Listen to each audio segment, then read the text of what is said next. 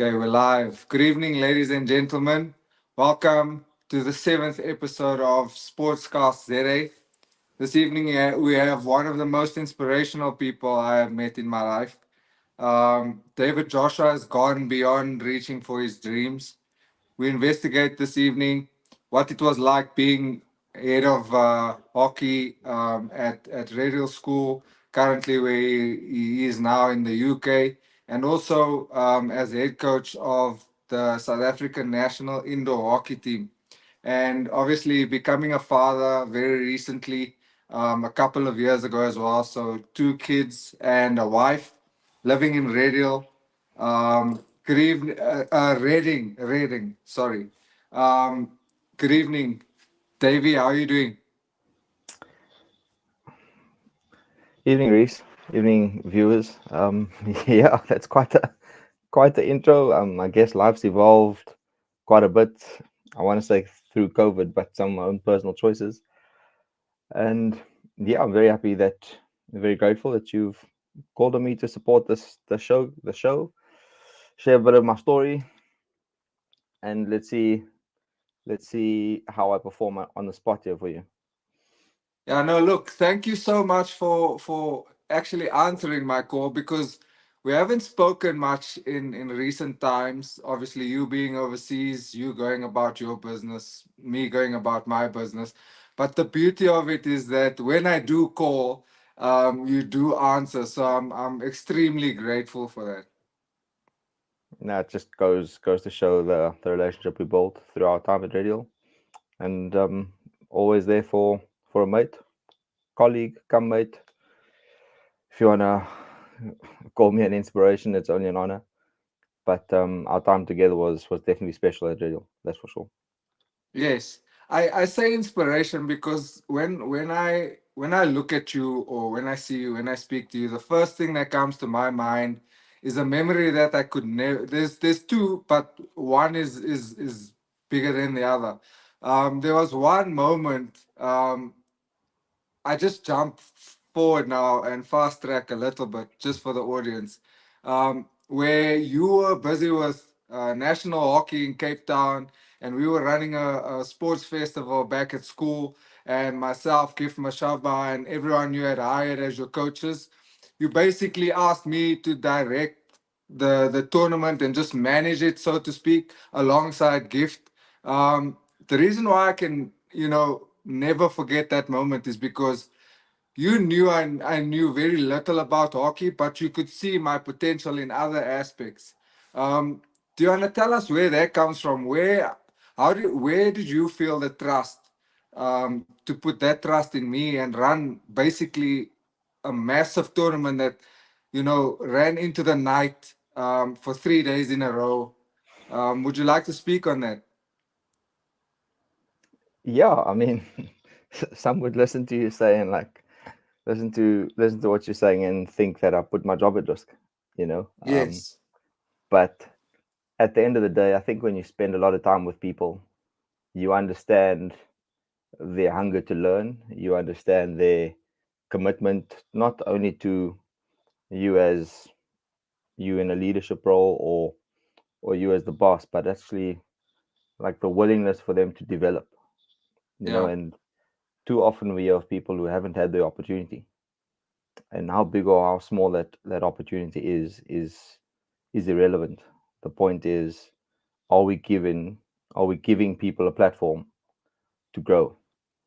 And that's the basis of the decision. How much, in my mind, how much can actually go wrong with all the support you had around you? You had like-minded people around you. Yeah. I guess all the groundwork is gone. The hardest part was networking. You didn't know a single soul that stepped onto the campus on that day. You literally had a sheet of paper with some fixtures on it, and that was about it. Yes. But as people arrived, I guess you being you, you meet and greet, you give them the lay of the land, you understand working with a group of coaches or staff that you had. Everybody kind of knew their role. Whether you were umpiring, whether you were coaching, whether you were managing the timeline and the scheduling, I guess you put your trust in those who want to do well. You know, when you put your trust in those people, very little can go wrong, and whatever can go wrong while I'm there could go wrong while you're there, and it's not really that much of a big deal. You know, Yes. it's running over time is the smallest thing. Not having people arrive is a bigger thing because who do you call Yeah. next? But Yes. at the end of the day, I think it went off well. People came back the next year, so you must have done a good job. I, I guess Listen, it's that I simple. also, yeah, I also think that's a massive testament to your leadership because I literally, as you say, it might sound to people that I just had a piece of paper as I do now, and that was it. You had done all the legwork, connecting the schools. I mean, I think there was something like 32 schools, if I'm not mistaken, over a 3 day period, going from 8 a.m. in the morning to 9 p.m. I remember drinking coffee at 9 p.m. just to stay awake and make sure things are going well. There was one thing that I was very conscious of, and that was not going over time. I remember it so vividly. Yeah, so that's incredible from you, to be able to see that, you can step back and delegate certain things, even though in retrospect it seems like you may have risked something, but we knew the responsibility we had ahead of us. It's as I say, you know, people need a platform, and sometimes that small moment is life changing. No, absolutely. David, we've obviously now touched on leadership, which is incredible. You're now a dad. I think all these things in life, sets you up for the next, and then it becomes a ripple effect. I want to know, like, your early upbringing. What was that like? Where did you grow up, and your primary school? Which memories do you have of primary school, high school, your upbringing? How long do you have for this one topic? Now, Because I can listen, tell we you a have. story. I can tell you a I story. have a set sort of time to not go over time, to not keep the guest too long, Yeah, but I have unlimited time. yeah. No, I will give it a summary as best as I can, um, and as well as my memory allows. Um, yeah, life's been interesting. So I think for those who are interested, I was born in Kimberley, in South Africa. 14 days after that, we moved to Cape Town as a family. My dad's work pretty much got us to move around the country. Um, so Cape Town is not really where it ended, although that is where the extended family is based. And yeah, going to Wynberg Boys till grade three, I guess, Wynberg Boys in Cape Town, before we moved to Port Elizabeth. And I want to say, as Jeez. much as Wynberg Boys was a special time, I mean, I was a youngster, so there's not much relationship building with teachers, etc., that go on there, you know. So Yeah. I would probably start talking from probably grade seven in Port Elizabeth, where things really started to kick off and started to think about what I wanted and what I wanted to enjoy. And believe it or not, like my love for sport, but at the same time for cricket was unbelievable. I had some phenomenal coaches. I also got a rich cricketing background in my family. So though that was the driving force Yes. until grade nine in Port Elizabeth. I had one 6'5" giant of sports coach come history teacher. Obviously, I preferred him more on the field than I did in the classroom. Yeah. A very intimidating man, but at the same time, like we've been speaking about, opportunities at no end. You know, I guess it all started with one trip to the school. First team was playing or training before a tour around the Eastern Cape, Grahamstown, Dale College, those kind of places. And there was an injury. I just happened to be an innocent bystander. There was an injury, and having to be because tour started 2 days later. I I was there. I was easy access. Who else does he have to call? You know, at that late notice. Yes. So he picked me. I was there, right time, right place. People would say things like that. It was then for me to go to my parents and say, "Listen, mom, dad, I got this opportunity." It was Yes. him to follow it up with an email, as sports coaches would have to do. And as luck would have it, my parents agreed to send me on this trip. So, and I'll never forget that moment, because in that moment, the likes of Lonwab Tobe in the first team cricket with us, that like life changing, not knowing that he played for the Proteas a couple of years after, but actually Yes. playing alongside him, understanding, and a couple of other senior guys who never really made it that far, but were outstanding leaders. And those are like, if people ask you what your claim to fame is. That's probably mine. Yeah, Um, that this moment. guy, this guy Greg van Mollendorf, as I know him now, that end of that year, he then invited me to play, to come and sit and join his bench with EP under 19 at the Coke Week, where I then met the likes of Wayne Parnell, got to know Wayne Parnell's story. I really fell in love with coaching at that point. You know, that was a big turning point for me. And yeah, let me not forget that under 19 tournament was actually in Johannesburg. So I Yeah. moved to Johannesburg at the end of that year. So as you can see it, things may have just kicked off for me, from that Yes. first team trip. But at the end of the year, we had to move as a family. We moved to Johannesburg. And in that move, Coke Week was then hosted in Johannesburg. And I was then invited to enjoy the team. We were at St. David's. They played under 19 week there. Got to mingle amongst the likes of Wayne Parnell and those guys, and learn a bit more about coaching at that level. Yes. So that's kind of where I want to say the love for coaching started. The appreciation for what coaching and mentorship actually is. Um, Fast forward to 20 2005, where I matriculated in Johannesburg at Wynwood High School, but at the same time was the first team girls coach on grass. As a player, I also had another amazing leader of a coach. I think his name, if I can remember this correctly, Jan Smuts. Um, Okay. and he was just an athlete. He was less of a hockey coach and more of an athlete, and Yes. super dedicated. And even to this day, our goalkeeper Terence is a triathlete. So as a mate in school, super inspirational. So those small connections and relationships just support us through the journey, and initiate and encourage encourage us to move forward. So that is kind of the high school journey. Um, Yes. Moving on to opportunities in life, we spoke earlier about people giving you opportunities.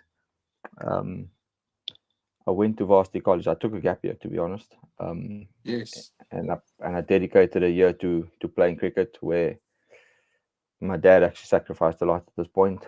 Um, he was starting his own business, and as naive as I was, I kind of saw that as you've got more time on your hands. So fetch and carry, all of these things. I want to train more. I want to do more. I want to be at training early. I want to do all these things. All comes at a cost, right?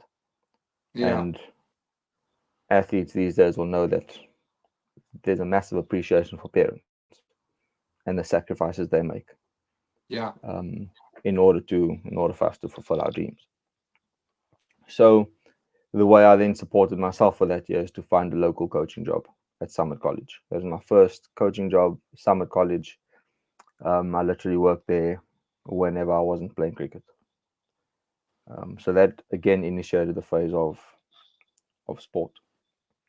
So anyway, we can move this forward really fast, because at the end of 2008, I stepped down as head of junior cricket at Ramburg Cricket Club, to join a very good friend, and now unfortunately he's since passed away, Alistair Fredericks, who Yes. opened an indoor hockey franchise, the first actual indoor hockey franchise in Johannesburg, PSI. Yes.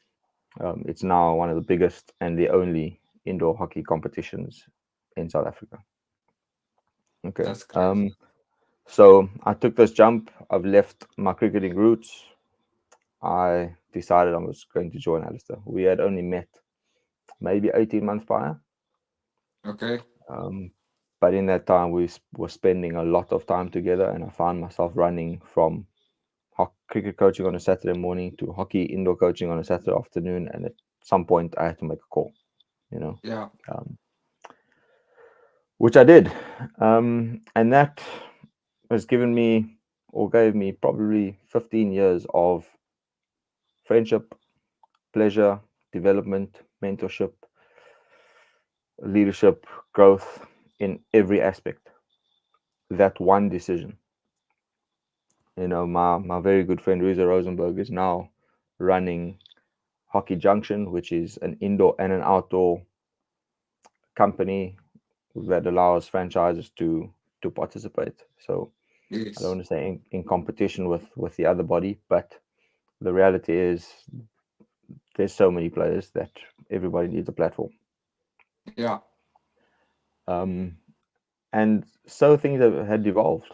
Most of my decision making from there as to what hockey club I was going to play for the next season, to um, where and how I was going to coach, doing things like Soweto development clinics, Yes. the annual youth day clinics.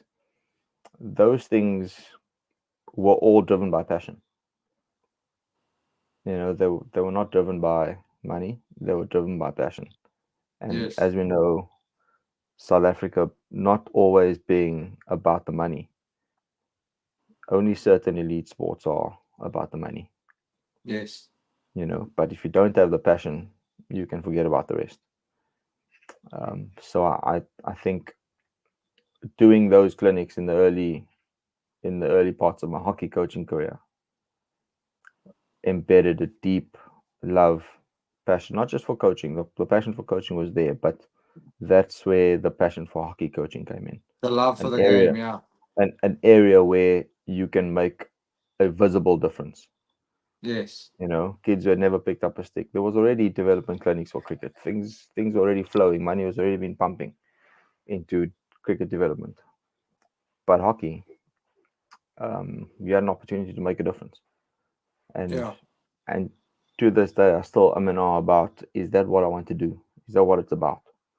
Yes. You've been given a taste of provincial competition. You've been given a taste of international competition. You've been given a taste of development, and those areas are all relevant. And you can probably do them over a 20-year journey. You could probably do all of them. But there's a topic a little bit later, I think, that will just pop in here. It's like, what do I actually want? What is the legacy to be left? Yes. And that currently, to be honest, those are the things that I'm busy navigating at the moment. I think I've hit, or I hit international status very young. No, it didn't last long, and I'm thankful that it was my personal decision that left it there. Yeah. But at the end of the day, that question still needs to be answered. Yes. The legacy you leave is always going to be up to the individual to decide. And there's so much time to make that decision. Yeah. But you gotta stick to the time. You gotta put in the time to make that decision. Yes. So Yeah, look, I think that was also a very brave decision that you had taken. I know that you were working so tirelessly towards the head coach job. Once you got the job, you obviously you were preparing for a World Cup. I remember that year, and you know to be able to make such a big decision in your life, obviously for the better now, as we know it. Would you like to speak on what that was like? Because like many sportsmen women might get to a point where they're like, I'm this big thing at this point, and then the next thing I'm like, no, I'm gonna shift my focus completely to something I wanna invest in, which is now ultimately your family. What was that decision like? That decision was conflicting. Obviously, as I said earlier, like being my early focus was to be a cricketer on the international stage, but then moved into coaching on the international stage. And that is, I kind of knew that's all I wanted to be. I wanted to be Yeah, a coach on the international stage.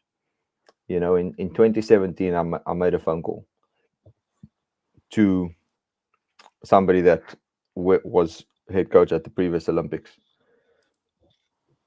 And I literally just asked him, like, what else do I have to do to get into this role? You know, what do I have to do to get given a taste of national duty? And his words were, do you think you're going to get it at some point? And I said, well, at some point, but I don't know if I'm willing to wait for that point. You know, so when it came round, and obviously by the time it had come round, I was national under 16 head coach for for the schools program. We were doing pretty well with the players that were coming through, but I knew that 7 8 years in the national program as a head coach for Southern Gauteng or for Northerns, um, those things and the results and the performances and the improvements that I could see and others could see in my teams, I knew, I don't want to say I knew I was capable, but I knew that I was close. You know, I knew there was an opportunity coming. But in 2017, post that phone call, I, because we had been speaking about it at home, I kind of said, okay, you know what? The time will come. It's what I do in between that'll matter. I can sit around and wait and beg and plead, or I can actually go and make a difference to myself yeah. and develop and grow. So that decision was kind of made in 2017 already. Oh You know, my wow. wife and I, we sat and we said, in 2019 or in 2020, let's give it a shot for a couple of years. You know, um, and the reality is, in that conversation was a commitment to my wife. Yes. You know, so whatever happened after that, and trust me, there were a few conversations to delay the process after that. You know, obviously, 2020 was meant to be a World Cup year. Um, my parents moved back from Qatar after 11 years, so there were a couple of things, a couple really good reasons to delay it. Um, but in 2017, there was a commitment. One, for us as a couple, and two, I decided I can go learn the trade. You know, go learn and develop and grow in a different environment, in a different space, and see how I can potentially come back better. You know, not knowing obviously what the future holds. So when things happened in the end of 2018, I think the role was confirmed.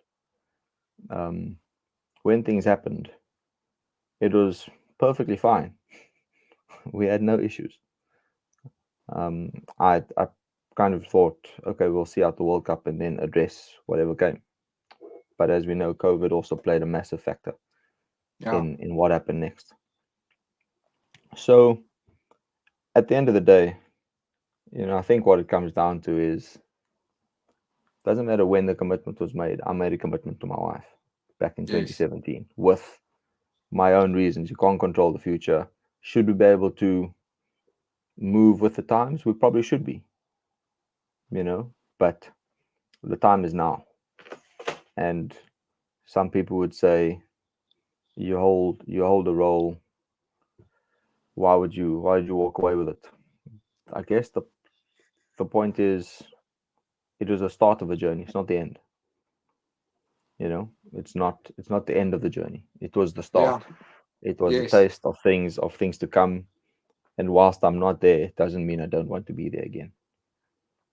Um, I guess that is my personal satisfaction, where I can leave the role in the past. And obviously there was definitely some negativity around the move, and a lot of things happened in the background.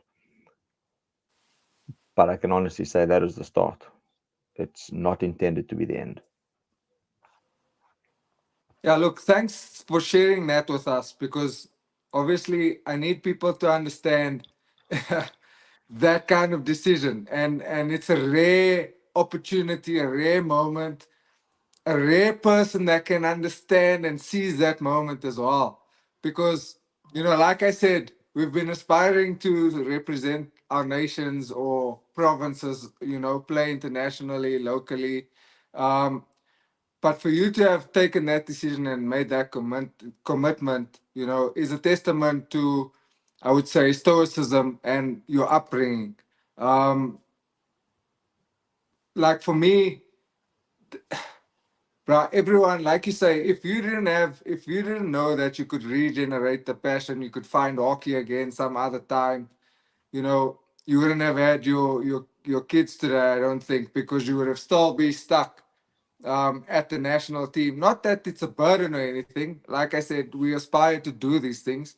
But I'm sure you're happy with the decision you made. You know something? It's I don't want to say it was for my kids, but the fact is, for now, my family's pretty much everything. My kids give Yes. me all the joy after a long day of coaching. You know, I often joke and come home and I've just dealt with kids. I need to deal with my own now and find my second win somewhere, Yes. because the only people you don't want to let down are your kids. You know, so showing up, being there is actually important, even when you don't have the energy. You need to find it Yes. somewhere. No, again, another inspiring thing. And on that note, I just want to read some of the comments that people had been sending. We have Edward Josh says, well spoken, David. So proud of you, David. That's Kristen Joshua. Edward Josh says, super proud of you, David. Edward Josh again. Making the viewers understand your journey. Absolutely. That's exactly why we are here and why we had started this podcast in the first place. I think there's a there's a saying that says in the midst of chaos there's opportunity. So I think I found some chaos in my life and I was like, no, no, no. It's similar to the decision. uh, I can relate the decision on similarities. It's obviously two different calibers of decisions, but I had completely stopped my academy and I was like, listen, I'm working too hard. I'm barely getting by. This can't be the way to live. And now I kind of found a new passion. And I'm very grateful for that decision that I had made because there's a ripple effect that comes afterwards. Like you say, it's the start of a new journey.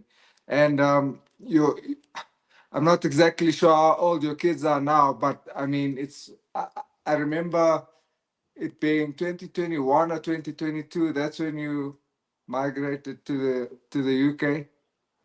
2021, February 21. Just gonna keep reading some comments here. Um, Saint Taffy says that was a very meaningful point. Ryan Joshua says, didn't realize you were so inspiring, Dave. And he's known me my whole life. And then it's nice to see. I don't know if you remember Coach Charlie. He's watching us. Yeah, Good to see you, Davey. You mentioned so many things in your journey, and I think in terms of decision making concerning your future and your family, it's amazing and inspiring to me and others. Proud of you. Thank you so much, everyone, for tuning in. Yeah, as I said, very inspirational person, and in some way, without even knowing, now that I think about it, I'm a very thoughtful person. Now that I think about it, we kind of made a very similar decision in terms of, listen, I'm at this point in my life now, but I need to let this go and focus on other things. There's, some people would say life flows in seasons. What do you do in the rainy season? What do you do in the summer season? Um, and I want to say, you gotta behave accordingly. You gotta make the decisions according to those seasons in your life. And sometimes the rainy season is when the tough decisions are made, and you only see the fruits in the summer season. So you gotta wait a long time to see the fruits of the decisions in the rainy season. Yes. I just want to take an opportunity to show our audience, obviously, our sponsor, Coop Active, um, the number one selling grip sock in the country. As you can tell, they have skins, long sleeves. I think there are 14 different colors in this. Yeah, 14. There's long pant skins as well.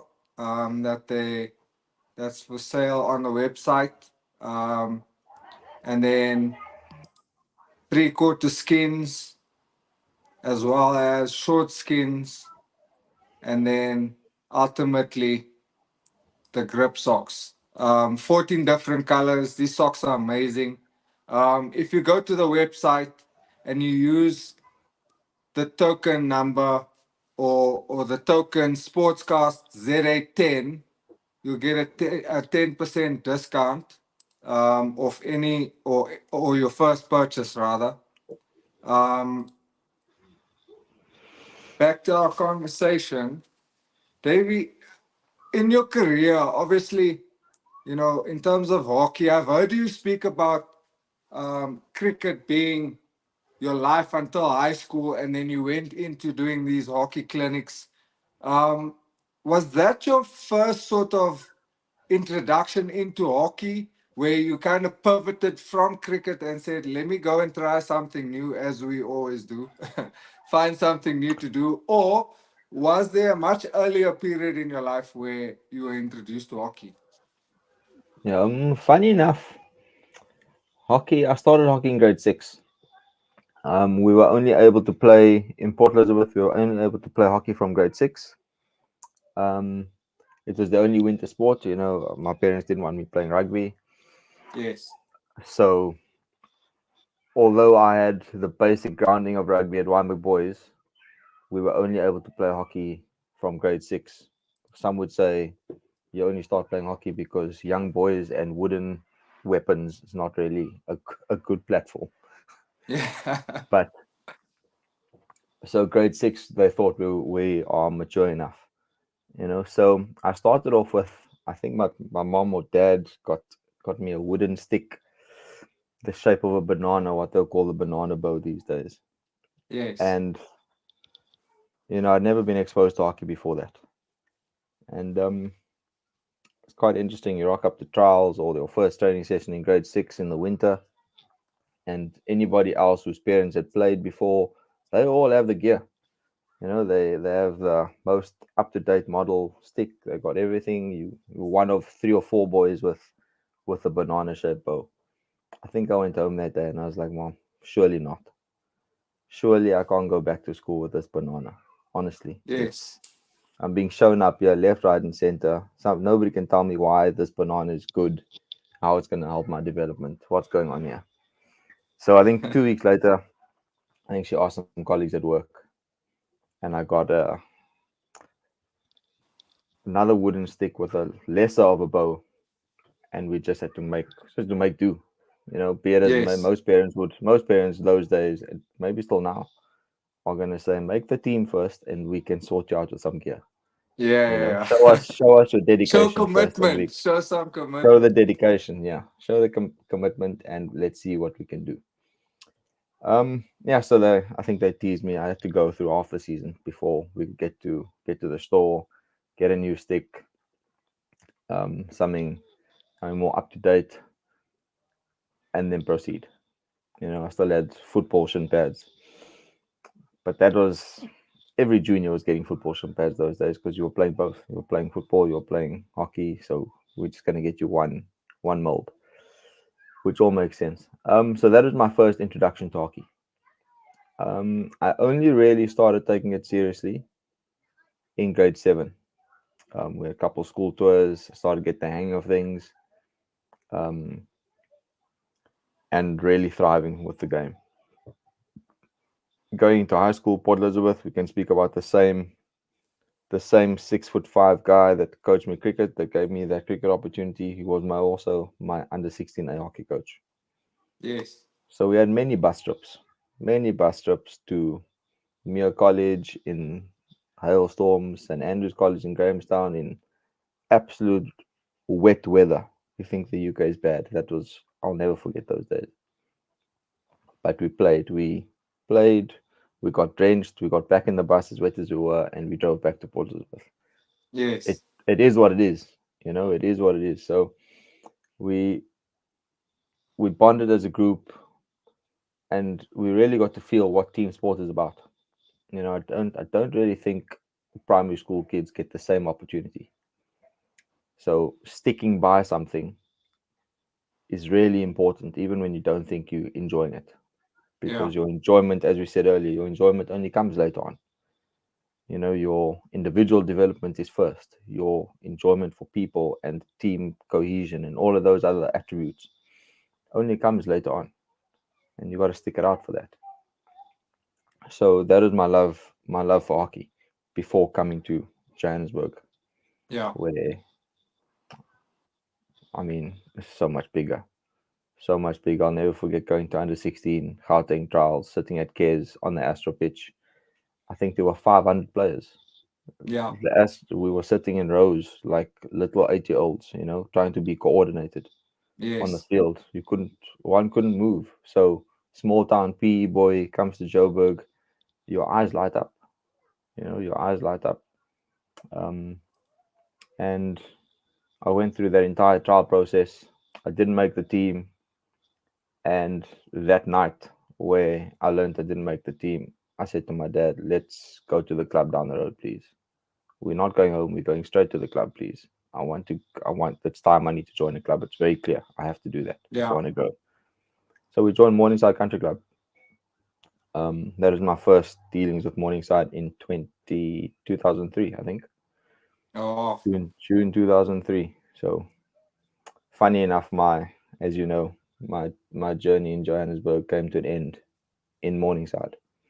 Yes. That's so So true. let's literally full circle. Full And yeah, circle. so hockey just evolved. You at school you needed a summer and a winter coat, and those are my two. Um, Constantly busy, which meant pre-seasons overlapped. The two sports that are relatively similar, which made preseason really some very easy. Um, so at the end of the day, I stuck to two things, and as you know, there are still decisions to be made later on. If you want to be really good at something, you still have to make a decision. You got to Yeah. train it more than twice a week. You got to give it a little bit more time, and the same with coaching. You got to give it more time. If you want to be a good coach, coaching once a week is not good enough. Unfortunately, you got to really embed the habits, not just the content, but the coaching habits, the positive body language, the demeanor, the mentorship. That's a learned skill over time. You don't. Some people are born leaders, and some people will learn to lead. And nothing stops you from being an outstanding athlete, sports person, coach. Nothing stops you. It's continuous learning. Yes. Yeah, speaking of learning, like we spoke about this off air earlier and about how, you constantly have to learn new things, stay up or keep up with the times as you mentioned earlier. And I feel like that's one of my favorite things in life is to understand that no matter where I am in my life, there's always something more or something new or a step up. And so, yeah, that's definitely one of my favorite things to do. I want to touch on a few of your most memorable milestones would you say, if you could list five for us? Five memorable milestones. Yes. Um, if I don't throw my earliest one in, I won't forgive myself. As a young Yes. cricketer, under nine Baker's mini cricket, I don't think I'll ever forget the opportunity to play at Newlands. Under the lights at Newlands cricket ground, that probably will always be in the back of my mind. Yeah. Um, sure. Um, I've been on many international hockey tours, many, and I think trips overseas to in 2019 or end of 2018, 2019, one of those two. I went with South African schools committee of coaches, and we went and we spent some time with some of hockey's greats at Panoke Hockey Club, at the Sportsways um, Center. Guys like Thomas Tichelman, he might be a 62 or but he's working with the Dutch team. He's at the Olympics now and he's probably his third or fourth Olympics. But Thomas Tichelman is, people want to say he's the, I almost said the pep, the pep of hockey. The But Pep of hockey. Okay. but it depends who your football master is. That is him. Yes. You know, Thomas Tichelman, whoever you aspire or look up to as a football manager, Thomas Tichelman, his famous statement being, if you want to run like a Ferrari, you can't use Toyota parts. Like that, those are some things that I'll never forget. You know, so striving for excellence. If you want an excellent product, you've got to strive for excellence all the time. Yes. Um, Speaking to the legends now of Alex Hendricks, who's the Belgian drag flicker after they won the World Cup. Those are moments you'll never forget. My very first international tour to the Netherlands with, you'll know this guy, a very good mentor outside of, I want to say outside of hockey, but still in hockey, but rather as a deputy head, now current headmaster at Herenbridge, Garth Nielsen. Like touring with um with him has also boosted my development massively.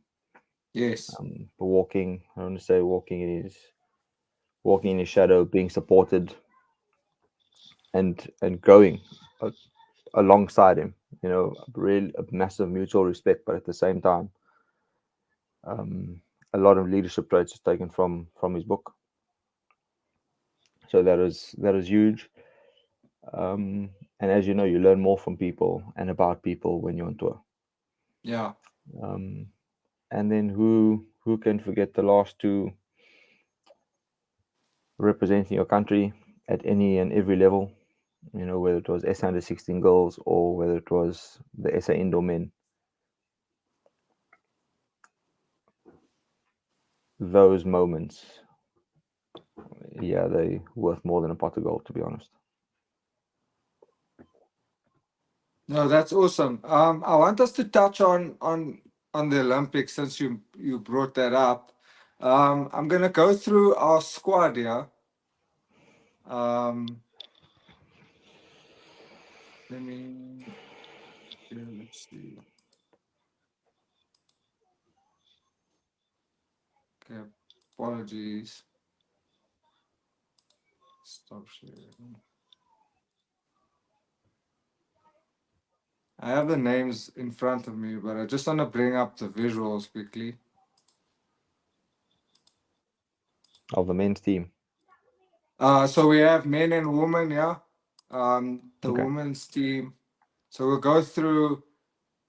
I'm sure you have to remember at least one of these players. I'll jump straight to her because she was in school very recently, and I got the privilege. And I think when you introduced me to hockey, that was what she was one of the first players I had seen play hockey, and was very amazed by her skill and talent. Paris Gale Isaacs. Do you remember her by any chance?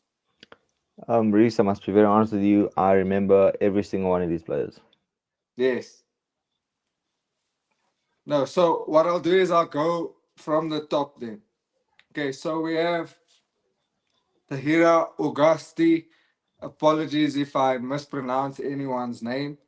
We have Kanita Bobs. We have Stephanie Botha. We have Dirkie Chamberlain, Erin Christie, Kayla Duvall, Paris Gale Isaacs, Antoinette Lowe, Ongeziwe Mali. Um, sorry. We have Mtopa Mukwena, Edith Molikue, Kristen Payton, Hannah Pierce, Cecilia Sierrane, Anel van Deventer, Ontatile Zulu. And our traveling reserves are Apiwe, Dimba, and Kayla Swartz. What do you want to tell us about what you remember of these players, DJ?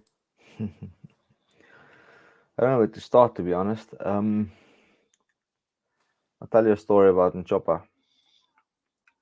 She was in my first under 16 group as head coach from a town. I think it's North Free State, if I'm not mistaken. Northern Free State. The only player in Northern Free State to make the SS squad that year. Yes, Um,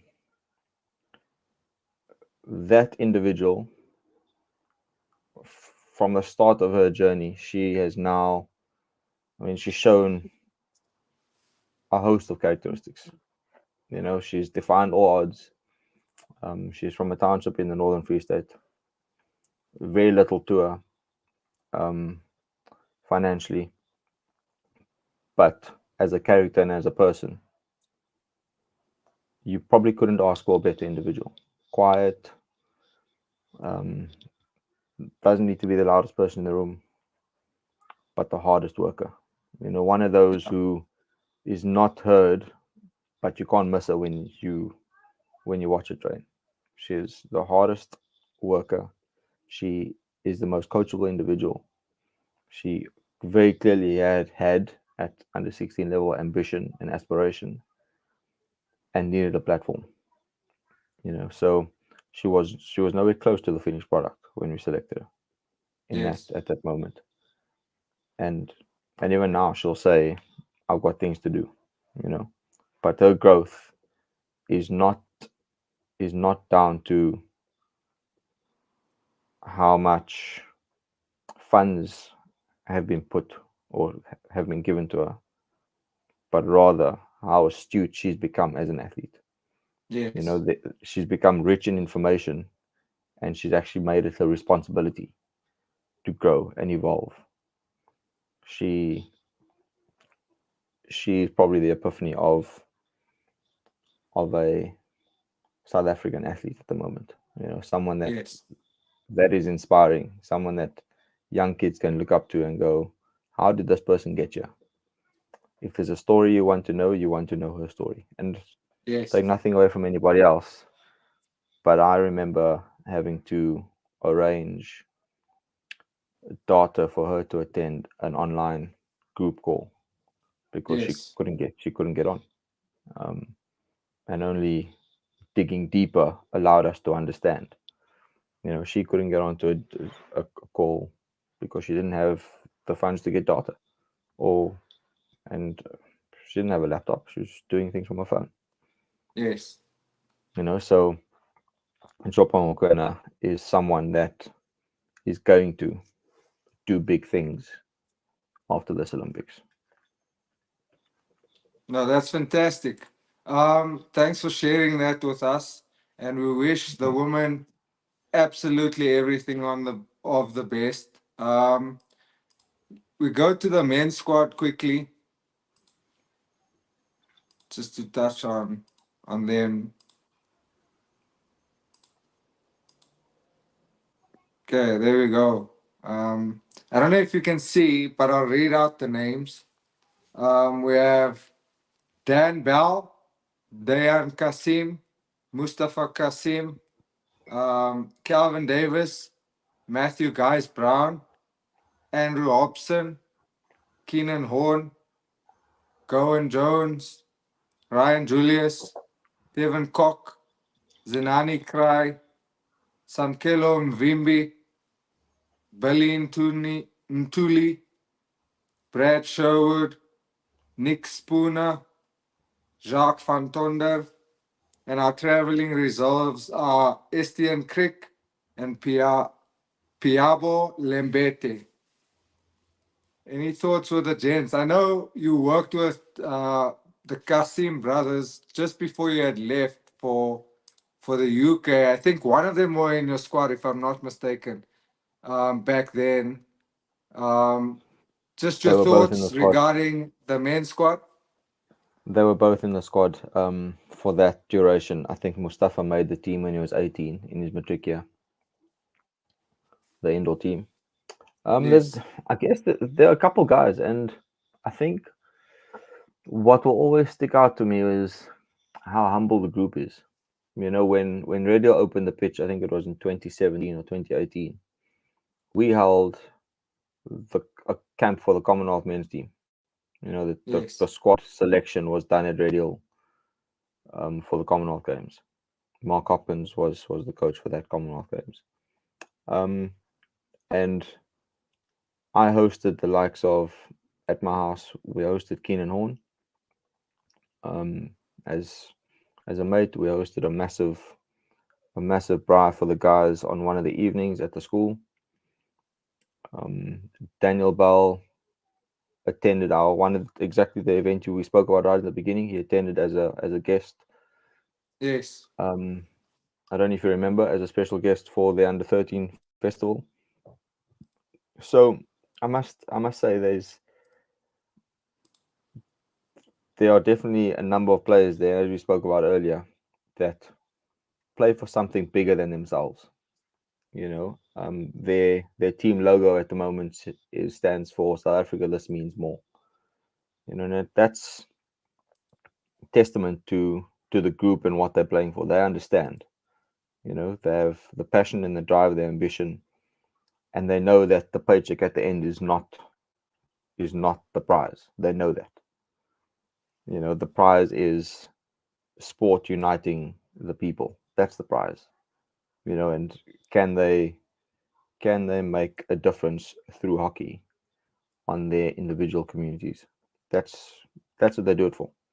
You know, as South African yes, hockey athletes, that is what they do it for. So Keenan Horn is a good friend, vice captain, really humbling guy, really humble guy, honest, hardworking, dedicated individual. He's actually an attorney in France whilst he's playing. He's actually recently got engaged to Dan Bell. I've known Daniel since 2008, coming through the ranks of Southern Gauteng, SA schools under 18. I mean, sometimes you just know who's going to make it next, right? And yeah, absolutely. unfortunately, when some people are going to make it, some others are going to lose out. But they'll Yeah, all the good guys will get opportunities. It's how many opportunities they get, and I always like to think that you are in control of how many opportunities you get. You yes, know, so Daniel playing his hockey in Belgium, um, and there are many guys not on that list that are super super amazing. But we always say those that are in the squad also make the squad. You yes, know, even when you are not on the pitch representing at the time, like without a quality squad, you don't get a quality team. yes, So I am in a really privileged position to sit here and say I've worked with 50% of that team and almost every woman at the Olympics. yes. No, that's Um, crazy. so Sorry, I just want to give a tribute to Mustafa being Player of the Year last year. I just found this really cool video of him, um, doing his thing, and I just thought I'd share it because I don't think the lady who won Player of the Year last year is at the Olympics. I don't remember reading her name, but I'll definitely give her a shout out after this. um, this is a special hockey player. a very special hockey player. He was playing above his age group from the age of 13. Yes. From the age of 13, he was playing under 15, and so on and so forth. He was always playing a couple of years above and out of his age group, and then to play and make his debut as a 18-year-old for the SA indoor team, land up as top goal scorer in that series as well. It's just the start. It's just the start. He's now going to go on and play the next club hockey season in Netherlands for the second year in a row, playing in the Yes. best league in the world. No, that's fantastic. Lastly, regarding the Olympics, I just want to touch on the fixtures quickly. Um, the women have Australia on the 28th, and then that's in 2 days. I know the men start tomorrow. They have Argentina on the 29th, Great Britain, where you reside currently, so that one might be a little bit conflicting there. South Africa versus Spain on the 1st of August. And then the women finally have USA in their round robin games. And then the men who starts tomorrow at 12:45, South Africa versus Netherlands. And then they have Great Britain, Germany, Spain, as well as France. I really enjoyed that Olympic segment there. Really appreciate that. And Gives who me better to goosebumps actually. yeah, it's quite exciting, and it's like you know down the road from where you are, so to speak, It because is obviously the UK you can just jump on a train and you can end up in France. That's how good the European sort of uh, transport transport system is. system works. So yeah, that's very exciting. Yeah, I'm hoping to interview someone who's at the Olympics for hockey actually very soon, hopefully I'm next week. waiting. I'm I'm waiting. not gonna say any names because obviously I need him to finally get to his phone. He's obviously in the village, and if you know anything about the village, it's chaos. You don't get time to even chat to anyone. So hopefully that comes to fruition next week. Um, we've touched on so much so far, and you've even given us leadership advice, mentorship advice.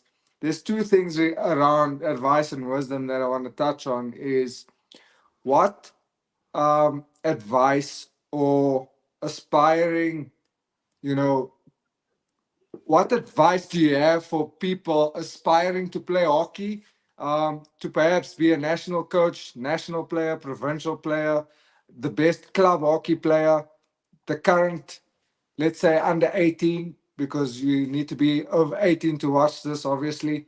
What advice do you have for those people? It's cliched. It's probably boring for some ears, but stick to the process and the processes. A lot of us, we have dreams, and our eyes are always on the dream. Um, it's what happens in between that counts. Yeah. It's we forget that there's a lot of time and energy and effort and information that goes into achieving the dreams and the goals. And to be honest, you might never get your dream, but you are certainly in control of being the best you can be.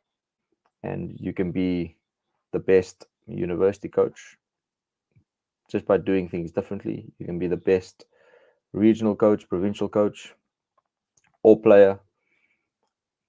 But in order to do that, you got to stick to the processes. You got to take on information. You got to be open to feedback, input, and unfortunately, negative feedback is also part of it, but that's the part that makes you grow. Um, Things you don't like to hear, things that make you uncomfortable, that's where the growth sits. So the growth is basically, as we say, in that gray area or in the midst of chaos. 100%. 100%. I mean, if I tell you something nice now, you might go away and just reiterate that tomorrow on the training ground. Yeah. But if I don't tell you your areas of growth, nothing's going to change. And that's the part that you're in control of. You're in control of the areas that are going to make you that much better than the next person. Yes.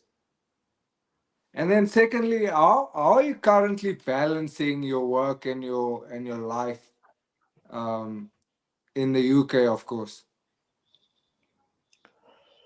Reese, I must be honest. My position at the moment is one that is or was very difficult to start with, but I think I've grown to appreciate it. We spoke about having a family, chasing the dream, all of these things. If I was, I'm currently a stay-at-home dad by day and an employee by night or afternoon to night. So as my parents put it, you work 24 hours a day. Yes. So I think I'm in a really privileged position, and I have to look at it positively. I have my daughters every morning, and I'm very blessed to have in-laws who support us and allow me to go to work in the afternoon. Yes. So whilst I don't and am not always at home all day every day on the weekend, I get just over half a day every day with my kids, which not many parents can say. Yes. So yeah, the hours aren't great. I leave when they're awake and I come home when they're sleeping, but I know that one day they'll understand. And for now, I need to Yes. appreciate that window that I do have, because sooner or later they'll be at school 5 days a week. Yes.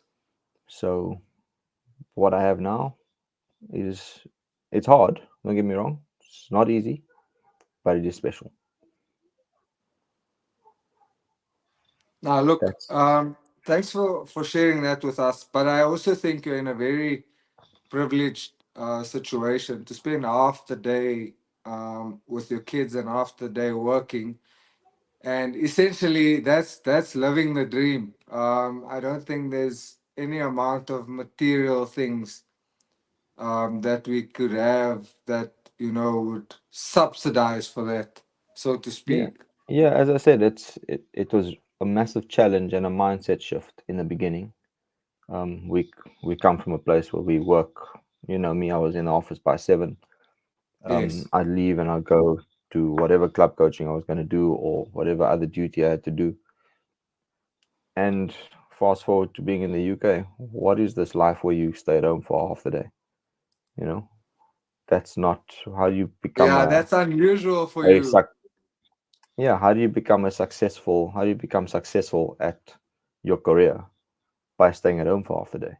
Yes, that's so true. You know, like it's not like your hands are free. You are hands on. As I said earlier, my parents will say you work 24 hours a day. Like, but it's taken me a long time, probably the better part of 18 months, to accept that I'm actually in a privileged position. Yes, And probably a lot of maturity has happened in that phase too. It's as yes. a guy with a family now. So yeah, it's some would call it the perfect balance. I don't get the weekend time, like full time, like every other mom and dad, but I get 5 days a week. Now that's crazy amount of time.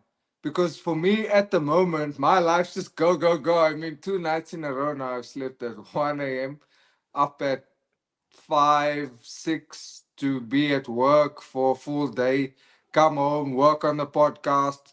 And that's my life at the moment, but it's so enjoyable because I can come home, I can relax, unwind, and I can do things digitally, sitting on my bed or sitting on the couch or just chilling, and working Yeah, on something. When a mate of mine comes by, who's actually the director of the show now, we always having these back and forth chats about how we can improve. So constant, like city life, typical city life. And I'm grateful that you have found, you know, what you have found now, where there's a perfect work-life balance, where you see your kids for 60% of the day and work for 40% of the day, which I think is brilliant. Ultimately, you want to have a family, you want to have work where you can push yourself and grow and experience what a man should experience, I guess. And yeah, I just think that's wonderful, and I'm extremely happy. Yeah. I've been happy since the time you left. I knew it's an opportunity for you, to change your life and to build a family. And I mean, for any man to go and build a family, that's success for me. Appreciate you, man. Appreciate you. I just want to read some of the comments here. Edward Josh says, "Love you, David. You have a beautiful family. Continue building your future and chasing your dreams. We'll support you all the way." And then Ryan Joshua says, "You did at least play one rugby game in high school. You did have to hide that from mom, though." And then Charlie says, "Rizzo, I believe the players you're mentioning now are the players that went through a few coaches in their journeys. And just to mention one of them, memorable coaches, Davey, it's awesome to see you." Yeah, Coach Charlie and I are like connected, bro. We in such synchronicity these days. We at school at the same time, literally. We leave, yes, different times maybe, but we spend so much time of our day together. It's It's. it's actually ridiculous. We're looking forward to some downtime. I mean, I've always said you guys need to go and start something together. Yes, You know, the skill set is endless, and the opportunities are yours to take. yes. So, speaking of starting something together, we actually did, as I mentioned earlier, until I eventually stopped my academy, for various reasons that I don't want to like get into now. That will obviously bore the audience, but we have worked together. We have started something together. I just had to relinquish that and pivot and focus on something else that I felt or feel that. Will ignite the fire and the passion again, as opposed to the same thing over and over and over Recycle. and over again. I can't grow in a space where I'm doing. I understand repetition is key for consistency, but there's certain things and aspects in your life that I've learned that if you do too much of it, it becomes a bad thing. I want to move on to some of the values and ethics that you've learned in hockey and in life that you would kindly like to share with the audience. I can't say you've thrown me here because I'm well informed, but it's such a hard hitting point. You know, Yes. like values from your household Yeah. upbringing or your home life to your workspace and the values you create amongst individual teams. Um, I guess you you coach from a place of love, right? When the journey starts, that's what it's about. You coach from a place of love. So people say, from a value aspect, what's important to you as a coach? You know, is it important that the kids are or that the players are dressed correctly, well mannered? What's important? You know, and the only way I can answer that is sports. Sport teaches you things that no Yes. classroom will. Yes. You know, so it's not merely playing a sport for sport's sake. There are many things to learn, and if we use cricket as an example, cricket is always and will always be the gentleman's game. Yes. And people ask you why. You know, why? What is it about cricket that teaches you these things? And simple things like lifting your hat to greet. You don't have to be a cricketer to do that. That's Yes. there's just respect, you know, and you only learn those things later on in life. You know, Yeah. so I'm a stickler for respect amongst our teams. and respect for each other. And whether you are good or bad, if we're part of the same program, we have mutual respect. Ethics and standards, those are those are things that I hold quite highly. No team goes, I don't touch a team unless I think I can change or add to the culture. Yeah. And in doing so, you know that you need to have a high value and code of ethics. What's acceptable within the environment. You set standards that produce quality, which then leads you to not just performance, but actually it will give you the desired outcomes, whether you achieve the results or not. You get a group that will walk off feeling satisfied that they've given the best, they've met their standards, and still haven't come off with the results. And that could be for various reasons. Like you can have the best standards in the world and still not get the best results. Um, Yes. but ethically, morals, ethics, values, those key characteristics and traits that players possess. Some players are all about themselves. Some players are more about the team than themselves. And at the end of the day, as a coach, you got to find the right values that puts that together. So what are the team values? We rock up on time, we show up on time, we respect each other, we put our best foot forward, we look the same, we dress appropriately, you know, and you show everybody respect. You By doing those things, you're respecting the environment, which will then lead you to a a culture of performance. When ethically you look at teams these days, and you just like, what behaviors do coaches accept? And it's really difficult when you look at play behavior and a code of ethics. The best player with the worst attitude, coaches find it really difficult to release those guys. Yes. Um, and at what point do you take a stance as a coach to put the culture of the team first?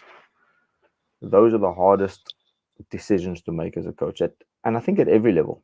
If you're at school and difficult 12-year old probably has difficult home life, but do you understand that?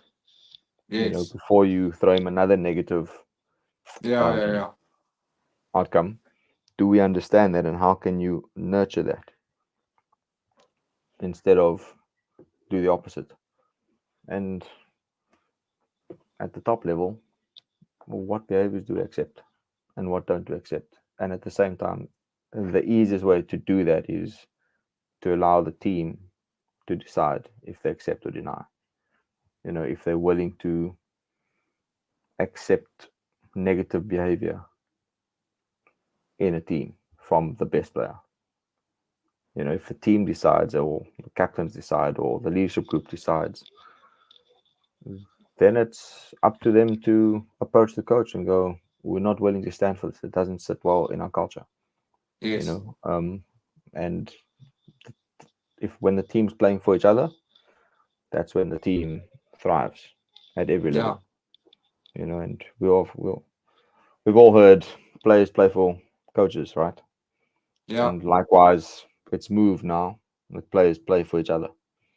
Yes. And if one guy drops the ball, you're gonna support him to get back Yeah. up. And if Hundred you're percent.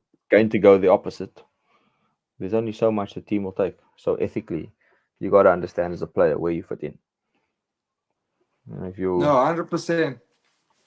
Thanks for sharing that with us because there's something you mentioned. Sport teaches you things that no classroom will. That's basically what you just said in a nutshell, and I love that because it directly translates to my favorite saying, which is sport is directly translated to life, which is saying the same thing in our two yeah, different ways. And I'm grateful for that because that's like I always think about that like so much. I didn't know saying sport is directly translated to life. Um, if you elaborate on it, it's just as you explained now. So I'm very, very grateful for that. It's Reese, I tell you what leads us to that is like as in sport, you understand you're working with people.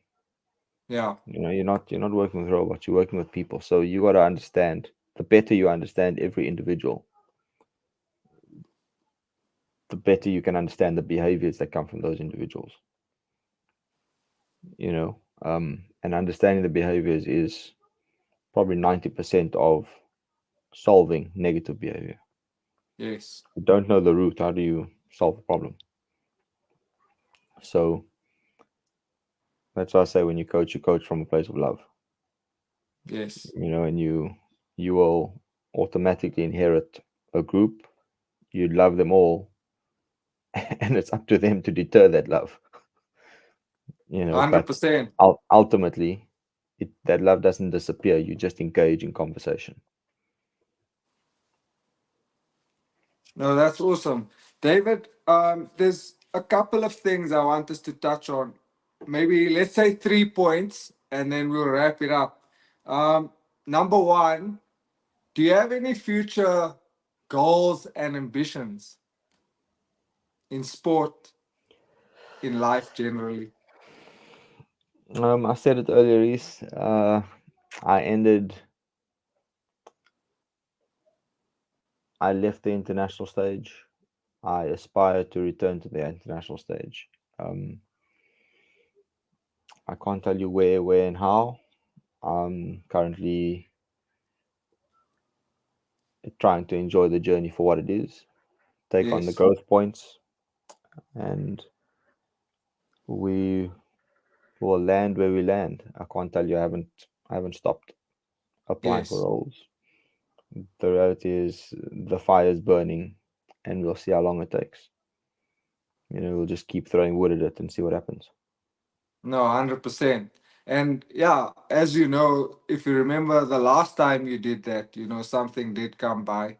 And I just want to wish you, all the best in that regard. I know that fire must be, ready to erupt, so to speak. Um, you obviously, I think, you gave us so many quotes. The most recent one being sport teaches you things that no classroom will. But do you have any other memorable quotes that you would like to share with us? Um, I mean, I use so many, and to be very honest with you, I don't actually memorize anything. I Yes. speak a lot off the cuff, because if you have a positive culture, you can do that. You know Yeah. what? Um, Things as simple as we before me. So the the greater the greater group before yourself, and make decisions for the group before you make decisions for yourself is kind of the and I I'll put this one out there because it was actually given to me from somebody else. My good mate David Bell taught me the acronym WIN, and simply put, WIN is what's important now. And sitting around like-minded people will often give you moments that you never thought about or that you've never heard before, Yes. but will resonate for a long time. And whether it's in a game or in life, I think you got to think about what's important now. No, that's fantastic, and I would say that's you're living the epitome of winning. I can Um, say that I desire to get to that point, but I'm still in the journey. And then lastly, what do you want to be remembered as? I knew you're going to hit me with this one. Of all the things, I knew you're going to hit me with this one. Um, yeah, I think I said it earlier.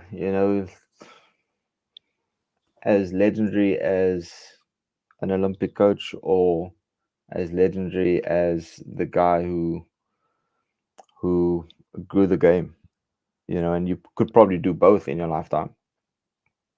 But all in all,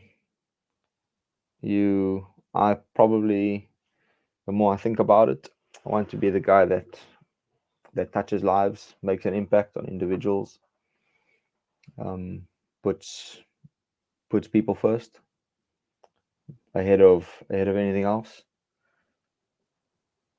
And yeah, I guess that's the best way to put it. Is in the space, in the coaching space, in the education space, be it in the classroom or on a sports field, you have an opportunity to change lives.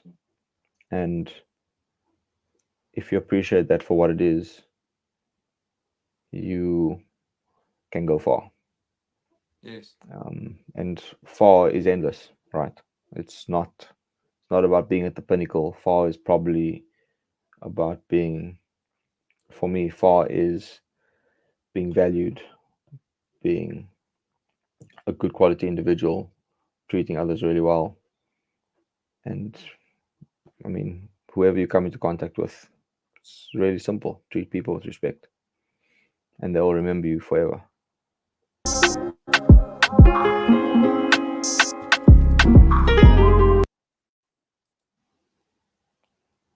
Ladies and gentlemen, I want to thank you guys for tuning in tonight. I didn't get an opportunity to play the intro video, but if you're still watching this, please minimize the screen, like and subscribe to the channel if you want to see more of this content. Obviously, if you want to see us grow and eventually get bigger guests on, over time, those are things people look at. So please don't forget to like and subscribe. David Joshua, I want to thank you so much for taking an opportunity to spend the last hour and a half or so with me. It's been such a long time. I'm so grateful. I feel like you're like right next to me. Um, but hopefully, sometime soon, when you're back in South Africa, we can link up, and then one day I'll be able to travel to the UK to pay you a visit. Anytime, anytime. It's an absolute pleasure. Thank you for inviting me, thinking of me, and yeah, knock on the door anytime. 100%. Salute. Thank you so much. Cheers, brother, man.